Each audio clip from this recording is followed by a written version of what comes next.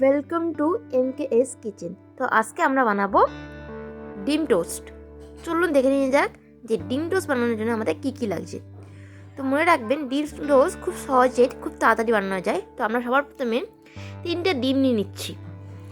3টে ডিম নেওয়ার পর এতে নিয়েছি 2টো মিডিয়াম সাইজের কুচানো পেঁয়াজের পর পরিমাণ নিয়ে নিচ্ছি কাঁচা লঙ্কা কুচি, তারপর নিচ্ছি গোলমরিচের গুঁড়ো এবং তারপর নিচ্ছি পরিমাণ মতো নুন এবং সমস্ত উপকরণ আমরা একসাথে ভালো করে 2 মিনিট ধরে মিশিয়ে নেব, যাতে এর সমস্ত স্বাদ সবগুলোর সাথে একসাথে মিশে যায়।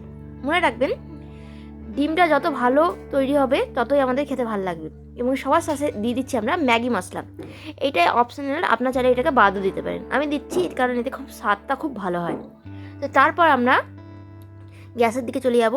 সবার প্রথমে আমরা চাটুটা গরম করে নেব। গরম করে আমরা পাউরুটিটাকে সেঁকে নেব খালি গ্যাসে, কোনো তেল ছাড়াই। আমরা এটাকে 1 মিনিট সেঁকে নেব 2 দিকে।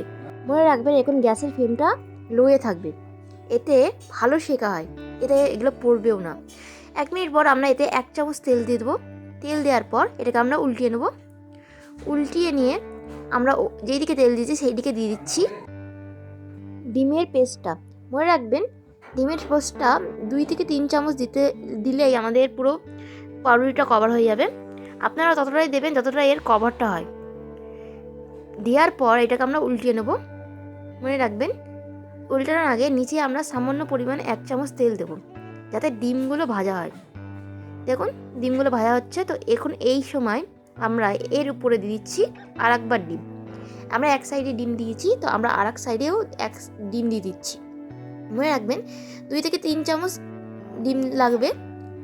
আপনারা চাইলে একদিকেও ডিম টোস্ট খেতে পারেন। তারপর আমরা নিচে আরেক চামচ তেল দিয়ে এটাকে উল্টিয়ে নেব, যাতে আরেক দিকে ডিমটা ভাজা হয়।